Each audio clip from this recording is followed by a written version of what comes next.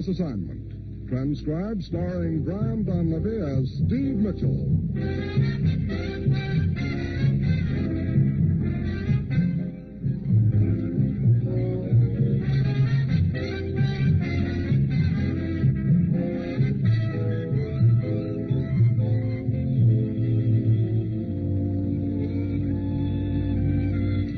Danger is my assignment. I get sent to a lot of places I can't even pronounce. They all spell the same thing, though, trouble. But when I walk into the commissioner's office, I don't realize that this assignment's going to wind up with my life dangling by a cobweb.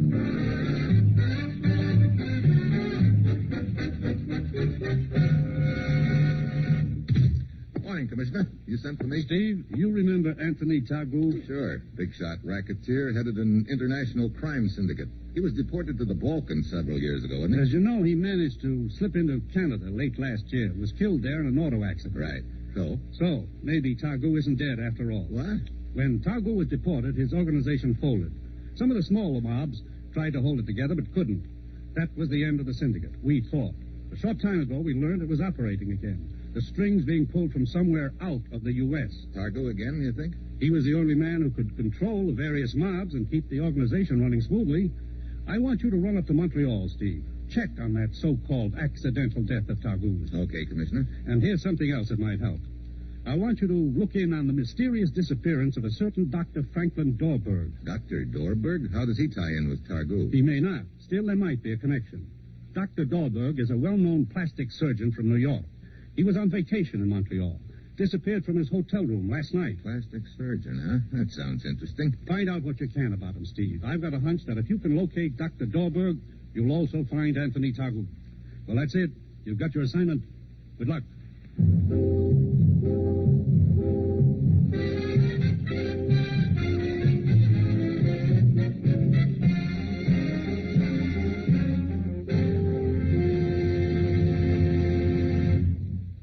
The National Broadcasting Company is presenting Dangerous Assignment, starring Brian Donlevy in the role of Steve Mitchell, colorful two-fisted government agent.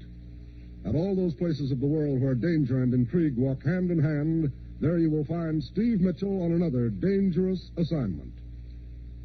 Here's a reminder about Thursday's entertainment schedule on most NBC stations. There's comedy fun with Robert Young, starring in Father Knows Best. The Roy Rogers Show brings you Western adventure and songs from the Double R Bar Ranch in Paradise Valley, featuring the King of the Cowboys, Roy Rogers, and the Queen of the West, Dale Evans. Eddie Cantor recalls his years in the entertainment world during his show business show. And Judy Canova invites you to mythical Cactus Junction for 30 minutes of fun. Yes, it's an enjoyable evening of great radio entertainment, so be sure to hear it all every Thursday night on the NBC Radio Network.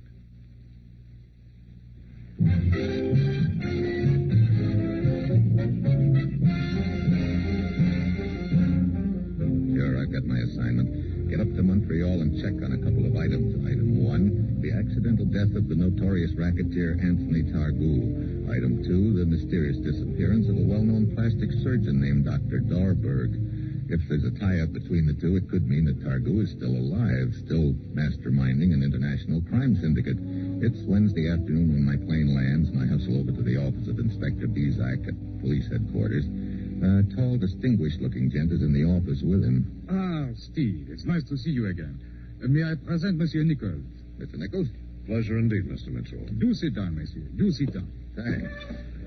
I did not mean for Monsieur Nichols. The disappearance of Dr. Dorberg might not have been made known to us for several days, perhaps. I see. You're a friend of the doctor's, Mr. Nichols? I met him a short time ago at a dinner given by a mutual acquaintance here in Montreal.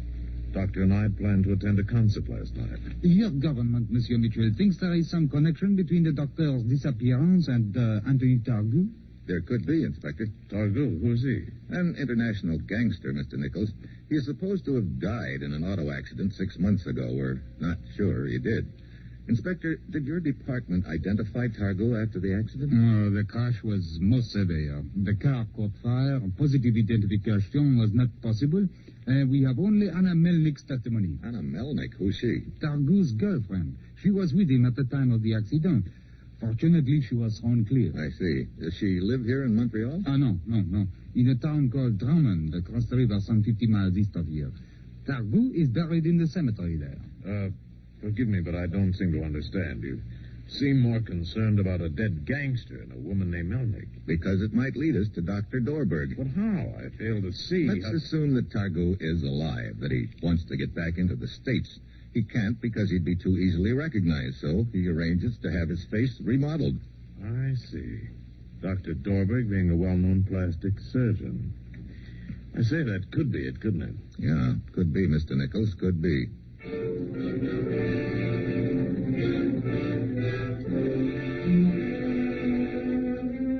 It's late afternoon when I arrive at Drummond. I go to the address the inspector has given me, a classy 5-story apartment building overlooking the St. Lawrence River. Apartment 12 doesn't answer. The janitor tells me that Wednesday is Anna Melnick's day at the cemetery, so I hustle out there. It's one of those gray, dismal afternoons, a chill in the air, an overcast sky, and the bell from the chapel on the hill tolls mournfully. Hello. Good afternoon. Nice spot here. Trees, gentle slope, flowers, and a view. Tony would have liked it. Tony? You're Anna, aren't you? Anna Melnick? Yes. My name is Steve. I'm an old friend of Tony's. I happen to be in the area, so I thought I'd pay my respects. Oh. I used to work with Tony years ago. Yeah, we had great plans in those days, but the immigration boys messed them up. Tony used to talk a lot about his friends. You said your name is Steve... Mitchell. Mitchell? I don't recall his mentioning that name. It's Mitchell now. It wasn't then. Oh, I see. Too bad Tony had to go out like this. You were with him when it happened, huh? Yes. You know how Tony used to drive, like a madman. And he'd been drinking. Oh? Never touched a drop when I knew him. He changed after he'd been sent back to Europe. He was like a caged lion, restless, angry. Eager to get back into the U.S. again, huh? Sure. I always figured he'd get back. Guess he would have if it hadn't been for the accident. Something wrong? You're shivering. It's getting quite chilly. I must go soon. Sure. Say, how about giving me a lift back to town, huh? Of course. My car is parked at the main gate. I would like another moment or two here alone, if you don't mind. Okay. I'll wait at the car.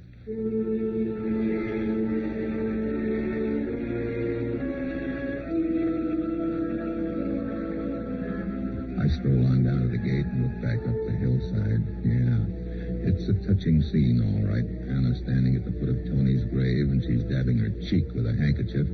Somehow, the picture looks as phony as a $3 bill. Finally, she walks down to the gate, and we hop into her car. She not only drives me back to town, but invites me upstairs to her apartment for a drink. We make some pleasant conversation, and then she takes something out of a desk drawer. I thought you might be interested in this, Steve. Oh, photograph album, huh? Mm-hmm. Yeah, he sure liked photographs, as long as they weren't of him. Smart he was. Here, let me sit by you. Sure.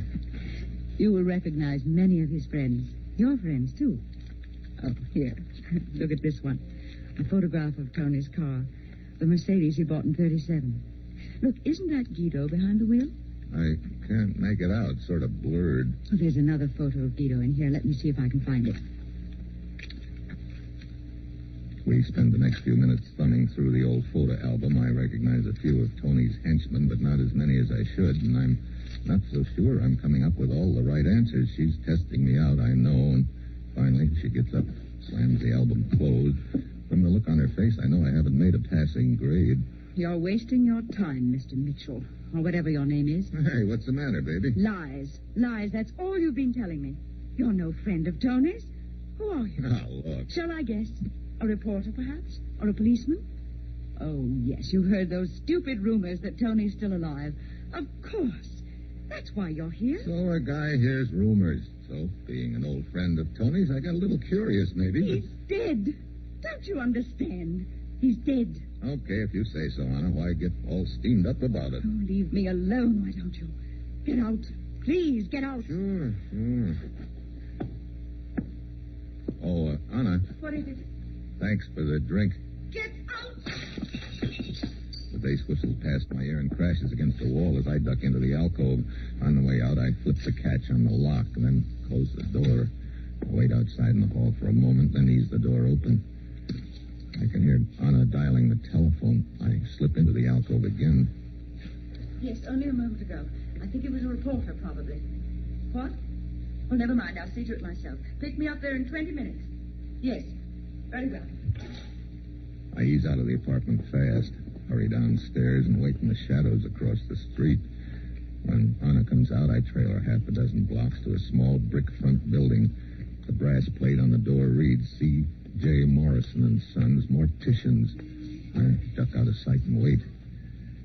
Anna doesn't come out. No one goes in. When I think I've waited long enough, I move inside the building and down the long, dimly lit corridor. The door at the far end of the corridor is opened slightly. Papers are scattered all over the office, and in the middle of it all, a gent sprawled out on the floor. Here, take it easy, Buster. What happened? Oh, someone struck me from behind. What is all this? My papers are scattered. Look, did you handle the funeral arrangements for a man named Anthony Targoux? He died in an auto accident 6 months ago. Targoux? Yes, Targoux. You have a file on him? Of course. You sure of that? Oh, yes. We keep a file on all here. In this cabinet, here. Well, it's been opened. Wait a moment. I don't understand. Don't tell me I know. The file on Anthony Targoux is missing. Yes, it's gone.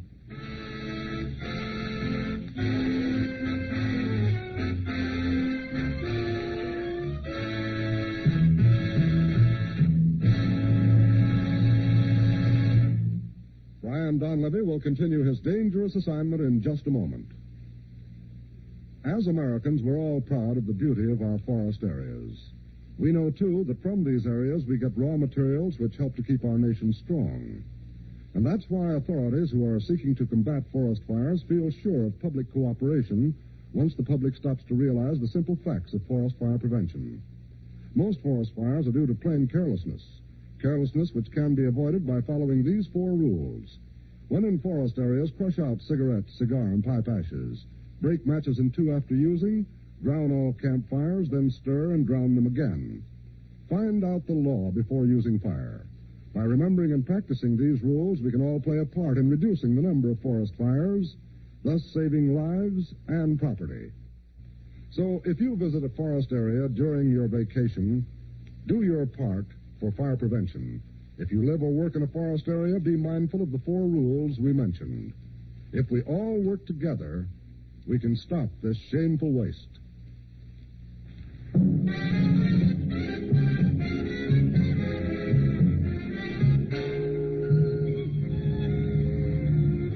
Now back to Dangerous Assignment and Brian Donlevy as Steve Mitchell.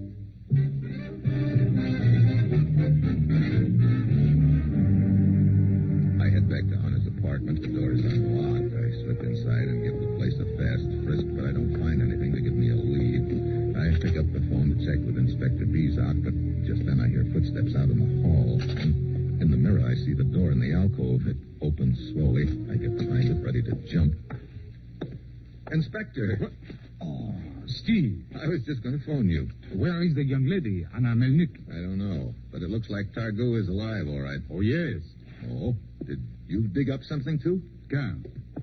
There are 2 men outside in my car. I'm sure you'll be interested in talking to them. Oh? Mm-hmm. One is a man named Gus Jessup who drives a grocery delivery truck. The other one is Dr. Dorberg. Dorberg? Hey, he walked into my office 10 minutes ago. Had he been kidnapped? Indeed he had. Here we are. Dr. Dorberg, Monsieur Jessup, Monsieur Mitchell. Gentlemen? Hello, Mr. Mitchell. Dr. Dorberg, suppose you tell Monsieur Mitchell what happened. Yes, of course. First, I should say it was Mr. Jessup here who helped me escape. I was just delivering some groceries to the villa when I met the doctor in the cellar. Dr. Dorberg, maybe you'd better start at the beginning, huh? Yes, all right. But I was seized by 2 men and I was taken to a large villa. I was locked in a room for the rest of the night. Did you see anybody? Only a guard who warned me that This time I had better do a good job, or I would get what the last doctor did. I see. He didn't say what kind of a job. No, but he seemed to know I am a plastic surgeon. Go on. This morning I got a glimpse of a man in the grounds. His face was all covered with bandages. How did you escape?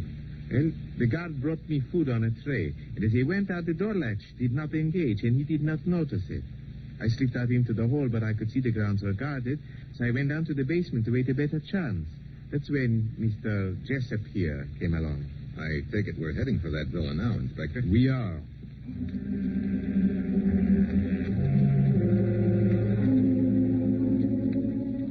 But when we arrive, the villa's deserted. Our birds have flown the coop. Dr. Dorberg takes us over his escape route from the room upstairs, down the back hall, and stairs to the basement. I hid down here behind the staircase to wait for an opportunity to get out to the ground.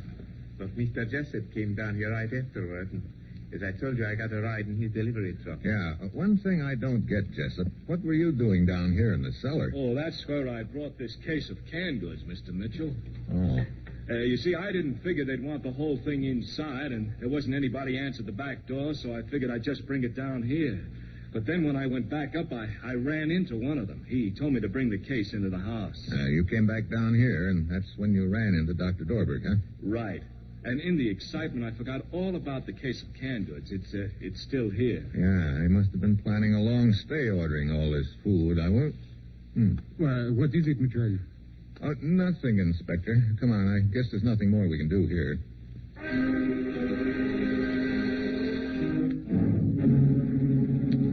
We drive back into the city and drop Gus Jessup off at his store. Then, as the inspector pulls away from the curb, I motion him to turn at the first corner. But why here, Mitchell? Pull up and let me out, huh? But I don't understand. I'm going to keep an eye on Jessup's store. But why? Either he was lying to us or you fellas grow the fastest spiders in the world up here. Spiders? Yeah. Back in the cellar of the villa, he told us he'd just delivered that case of canned goods a couple of hours before. And there were cobwebs on it? Yeah, over at one corner. A cobweb between the case and the wall. Ah, I see. Very well. I will be at police headquarters if you need me. Good. If my hunch about this deal is right, I may need you in a big hurry.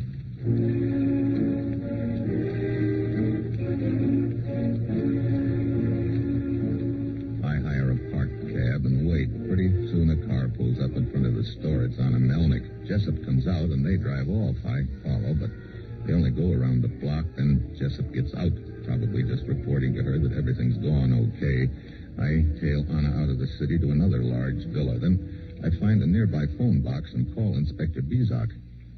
Anna Melnick, you say? Yeah. Seeing her started this deal sliding into place. It also explains something that's been pecking away at the back of my brain for quite a while.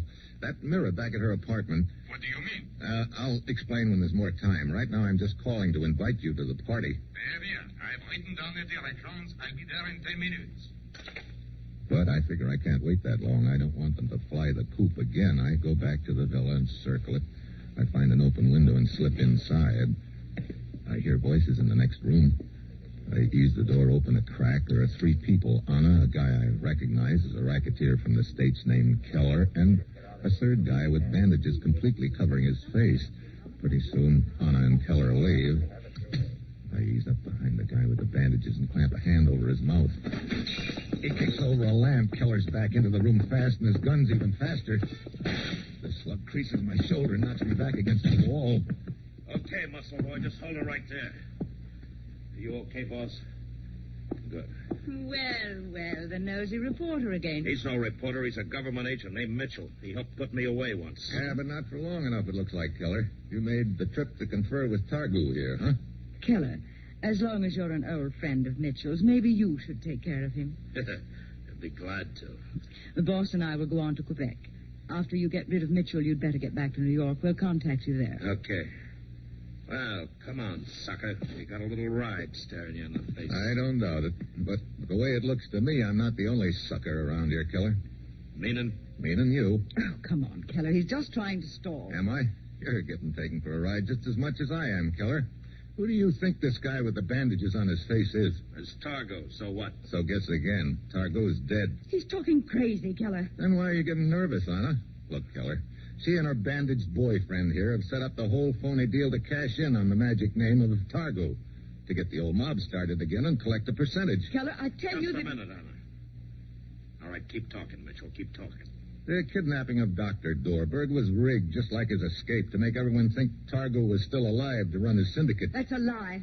That telephone conversation of yours, Anna, the one that sent me to the morgue where you copped the file, that was also rigged. I found out later you could see me in the mirror when I thought I was hidden in the alcove. This whole deal has been staged for one purpose, to make it look like this gent here with the bandages is Targo. No. Wait a minute, Anna. You told me the reason he couldn't talk much was on account of the bandages, the plastic surgery around his mouth. That's true. Yeah, but his handwriting looked like the real McCoy. It was Targo's girlfriend. She knew his handwriting and could have faked it. No. And he seemed to know everything about the outfit. Anna could have told him. Oh, shut up. You know, I think maybe we better have a little look behind those bandages. No, Keller. Get back. Suddenly, the guy with the bandages has a gun in his hand. Keller flips his own gun up for a shot, but he's too late. I dive at the guy, crack his gun loose. Anna runs out of the room. I get a knee in the breadbasket and knocks me back against the wall. He whirls and heads for the door, but I take off and nail him with a diving tackle. His head connects hard with the wall. He folds. Mitchell! Yeah, Inspector. Anna. No, don't worry. We caught her, and we also picked up Gus Jessup. Good. Well, that should be the crop. Now, we'll see who the gent under the bandages is. Why, it's Nichols. Yeah, the guy who was in your office when I first arrived, the one who reported the kidnapping of Dr. Dorberg. I see now why he was so obliging, so anxious to help. Yeah, you know, this outfit had a pretty neat deal rigged. And if I hadn't spotted that cobweb on the case of canned goods, they might have gotten away with it. But that little cobweb sort of loused them up, or I should say, cobbed up the deal for them.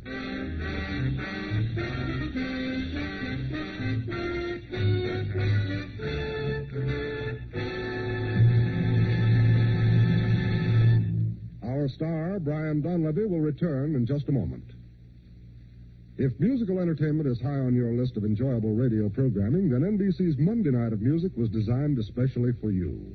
When you set your radio dial to most NBC stations on Monday evening, you'll hear such stellar programs as The Railroad Hour, The Voice of Firestone, and The Telephone Hour. The Railroad Hour presents Gordon MacRae and Dorothy Warnjold in a summertime show train special. Howard Barlow conducts the orchestra and chorus on The Voice of Firestone, and the program always features the finest musical artists. The Telephone Hour brings you the music of Donald Voorhees and the Bell Symphonic Orchestra, as well as famous guests from the realm of music. So, Monday evening, sit back in your favorite easy chair, relax with a magazine or the evening paper, and enjoy a restful evening of music designed especially for your summertime enjoyment. Make it a date to be one of the millions of people who each Monday evening tune to NBC's musical program schedule.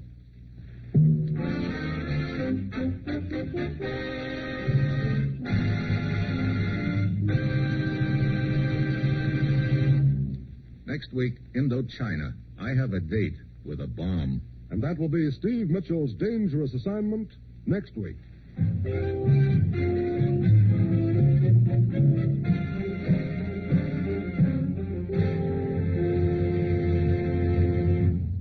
Featured in tonight's cast were Ben Wright, Paul Frees, Vivi Janis, Peter Leeds, and Bill Conrad.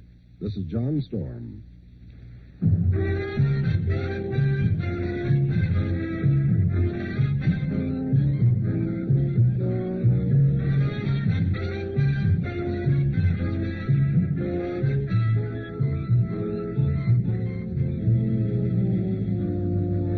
Assignment, starring Brian Donlevy as Steve Mitchell with Herb Butterfield as the commissioner, is an NBC Radio Network production written by Bob Wright and Adrian Jondeau and directed by Bill Karn. Be with us again next week at this same time when Brian Donlevy, starring in the role of Steve Mitchell, will embark on another transcribed dangerous assignment.